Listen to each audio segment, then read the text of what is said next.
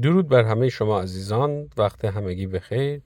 قطعا اگر خودروی پژو 2008 داشته باشید، هر از چندگاهی میبینید که این علامت در پشت صفحه کیلومتر شما ظاهر میشه که نماد سرویس دوره‌ای هست و نباید اون رو با چراغ چک اشتباه بگیرید.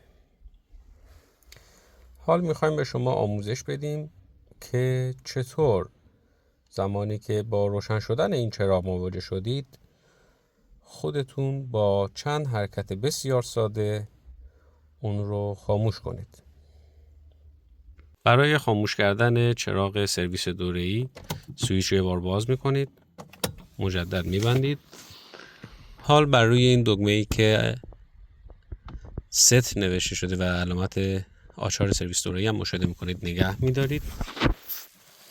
همزمان که نگه داشتید سوئیچ رو مجدد باز میکنید و میبینید که شمارش معکوس از 10 ثانیه شروع شده و زمانی که به 0 برسه علامت ما هم خاموش میشه.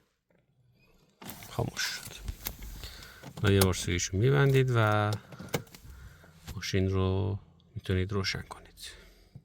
همونطور که میبینید خاموش شد. موفق و مؤید باشید.